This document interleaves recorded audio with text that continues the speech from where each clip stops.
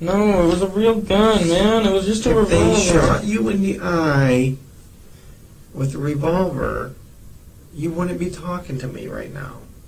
How do you know? It was most likely you be dead. Inilah kisah Ryan Waller. Setelah mendapatkan tembakan 2 kali di kepala, dia diinterogasi dan ditahan oleh pihak kepolisian selama lebih dari 6 jam atas dugaan terhadap pacarnya. Saat itu, Ryan terlihat dengan mata yang membengkak parah, memperlihat tanda-tanda ketidaknyamanan dan ketakutan. Namun, bukannya membawanya ke rumah sakit untuk perawatan medis. Di waktu itu, pihak kepolisian lebih memilih melakukan interogasi karena polisi mengira itu hanya lebam biasa dan lebih mencurigai Ryan sebagai pelaku atas pembunuhan terhadap pacarnya itu. Sampai pada akhirnya polisi menyadari ada yang tidak beres dari luka di mata Ryan dan sikapnya yang aneh. Ternyata, sebenarnya Ryan Waller adalah korban dan yang mengejutkan dia benar-benar mendapatkan luka tembak di kepalanya. Bahkan pelurunya masih bersarang di kepalanya dan dia masih hidup. Tapi bagaimana situasi ini bisa terjadi? Back live, and as you can see, detectives are still very busy combing the scene, looking for any clues as to who might have done this and why they might have done this. As for the young man, 18-year-old, he is listed in critical condition, and his father tells us he's listed day to day. My goodness. Ryan Thomas Waller lahir pada tanggal 12 Februari tahun 1988. Ryan adalah seseorang yang hobi bermain gitar sedari kecil. Menurut ayahnya, Donald Thomas Waller, yang lebih dikenal dengan sebutan Don, Ryan adalah anak cerdas yang menyukai musik. Ryan juga seorang pembelajar cepat yang dapat mengikuti lagu rap setelah mendengarnya. Ryan memiliki minat pada teknologi. Dia berasal dari daerah Knoxville, Tennessee, tetapi tinggal di Phoenix, Arizona. Ryan Waller juga memiliki pacar yang bernama Heather Kwan. Mereka menjalin hubungan selama hampir 8 bulan dan baru-baru itu tinggal bersama. Ryan Waller pada saat itu baru saja menyelesaikan pendidikan sekolah menengah atas dan Heather saat itu masih kuliah. Mereka memutuskan untuk menyewa rumah di Phoenix, Arizona dengan teman sekamar lainnya yang bernama Alicia. Pada tanggal 25 Desember tahun 2006, di hari Natal itu, hari di mana seharusnya menjadi sebuah peristiwa yang menggembirakan bagi kebanyakan orang. Namun, sebuah kejadian mengerikan dan tragis itu terjadi kepada Ryan dan pacarnya Heather. Sebuah kejadian yang akan meninggalkan bekas yang tak terhapuskan dalam kehidupan mereka yang terlibat. Very bloody situation. They found a 21-year-old female shot dead, and his 18-year-old son, Ryan Waller, shot in the face. But according to the public information officer with the Phoenix PD, they say they didn't know the young man had been shot and thought he had only been badly beaten. So they put him in the back of a police car while they investigated. Di kota Phoenix, Arizona yang cerah, sebuah peristiwa kelam terjadi yang mengakibatkan meninggalnya salah satu orang dan cedera fatal yang tidak pernah dapat diperbaiki pada yang lainnya. Ryan Waller dan pacarnya, Heather Kwan, sedang menjalani hari mereka yang santai dengan tidak sabar menunggu jam makan malam sebelum Natal bersama ayah Ryan ketika tragedi terjadi. Pada sore itu, teman sekamar mereka yang bernama Alicia sedang tidak ada di rumah. Pada sore hari tanggal 25 Desember 2006, Ryan dan pacarnya sedang duduk di ruang tamu atau di kamar mereka ketika Richie Carver dan Larry Carver mendatangi rumah Ryan. Mereka tiba di depan pintu rumah dari Ryan Waller. Mereka kemudian membunyikan bel pintu rumah dan tak lama kemudian Ryan datang untuk melihat siapa orang itu. Namun di saat Ryan mencoba mengintip, Richie Carver dan ayahnya Larry Carver langsung berusaha menerobos masuk ke dalam rumah Ryan. Saat itu Ryan berusaha menahan pintu, namun salah satu dari mereka memasukkan lengannya ke dalam dan menembak kepala Ryan sebanyak 2 kali. Seketika Ryan jatuh tidak sadarkan diri. Richie Carver dan ayahnya Larry Carver mengira Ryan sudah meninggal dunia saat itu. Setelahnya, mereka masuk ke dalam rumah dan kemudian membunuh Heather Kwan, pacar Ryan, dengan menembaknya saat dia sedang duduk di sofa di ruangan lain, karena ayah dan anak itu tidak menginginkan adanya saksi. Richie yang melakukannya saat itu. Setelah melakukan itu semua, mereka juga merampok beberapa barang berharga milik Ryan dan segera pergi meninggalkan lokasi kejadian.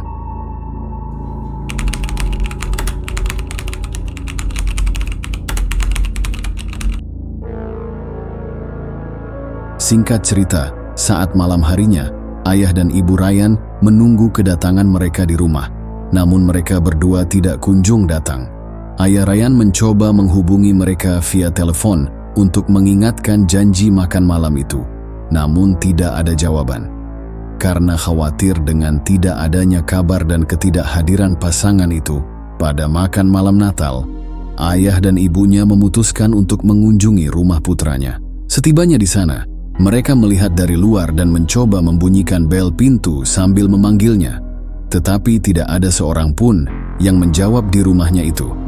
Karena khawatir kepada anaknya, mereka kemudian menelepon polisi untuk melakukan pemeriksaan.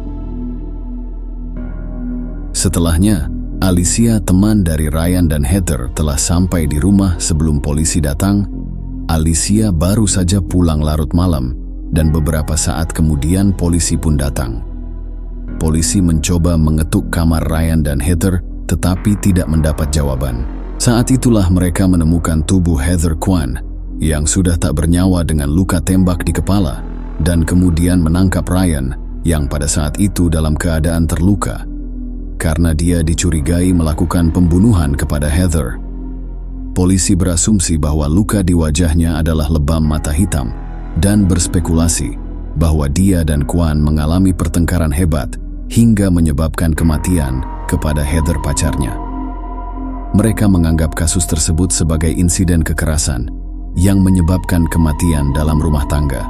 Pada saat itu sebenarnya Ryan sedang dalam kondisi kritis karena mengalami luka tembak di kepala. Bahkan peluru itu masih bersarang di kepalanya, namun tidak ada yang menyadari hal itu. Bahkan Ryan sendiri hampir tidak mengingatnya, karena sebagian otaknya sudah mendapat luka serius. Ajaibnya Ryan masih dalam kondisi hidup. Polisi memborgol Ryan yang terluka dan mengantarnya ke mobil pengamanan mereka.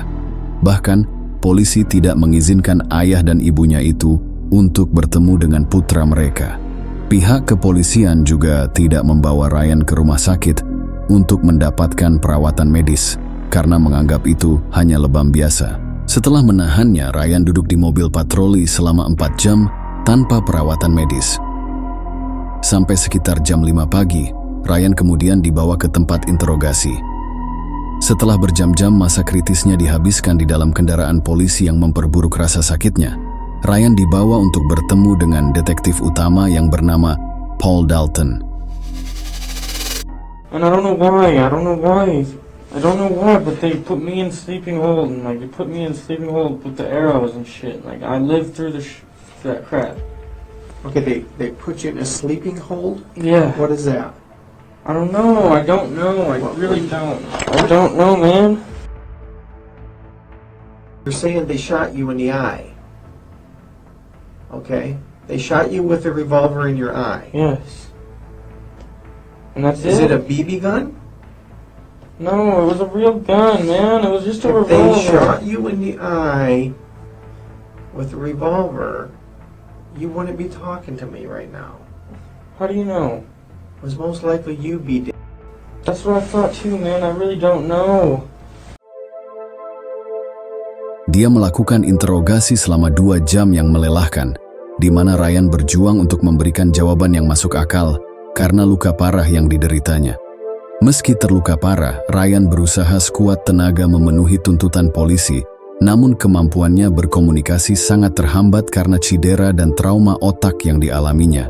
Rekaman interogasi itu pun menjadi kontroversi dan menuai banyak kecaman masyarakat kepada pihak kepolisian. Sampai pada akhirnya detektif yang bernama Paul Dalton itu mulai menyadari apa yang sebenarnya terjadi kepada Ryan Waller dan memanggil petugas medis. Kemudian mereka segera membawa Ryan ke rumah sakit untuk mendapat perawatan. Setelah masa-masa kritisnya di ruang interogasi, Ryan akhirnya mendapat perawatan di rumah sakit. Beberapa waktu setelahnya, pihak kepolisian memberi kabar kepada ayah Ryan yang bernama Don bahwa putranya Ryan Waller sedang berada dalam kondisi kritis di rumah sakit. Mendapat fakta tersebut, pihak keluarga sangat kecewa terhadap proses investigasi yang dilakukan oleh pihak kepolisian. Karena menyebabkan Ryan mendapatkan cedera otak yang lebih serius akibat terlambatnya penanganan medis. Pihak keluarga Ryan menganggap kepolisian seperti menuduh Ryan Waller sebagai tersangka utama. Daripada menyelidiki kejahatan tersebut secara menyeluruh, polisi justru terkesan buru-buru memusatkan perhatian pada Ryan sebagai tersangka utama, mengesampingkan kemungkinan lain yang dapat menjelaskan pelaku sebenarnya. Polisi juga sempat salah menafsirkan luka yang ada di wajah Ryan sebagai sekadar lebam mata yang menghitam, yang kemungkinan berkontribusi terhadap kecurigaan mereka yang tidak beralasan dan menjadi kerugian selanjutnya terhadap Ryan. Ryan Waller membutuhkan waktu 35 hari di dalam rumah sakit untuk pulih. Dalam proses pemulihannya, dia kehilangan sebagian otaknya dan juga kehilangan mata kirinya secara permanen. Bahkan setelah meninggalkan rumah sakit, Ryan sering mengalami kejang. Lalu apa yang terjadi dengan pelaku yang menembak Ryan dan pacarnya? Hampir seminggu setelah Ryan Waller meninggalkan rumah sakit, berkat kesaksian dari Ryan, pihak kepolisian melakukan penyelidikan menyeluruh.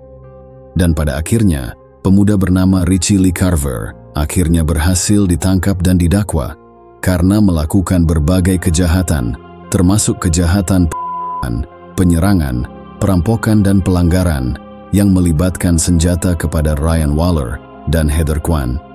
Di akhir persidangannya, Richie Lee Carver dinyatakan bersalah atas dakwaan yang dijatuhkan terhadapnya.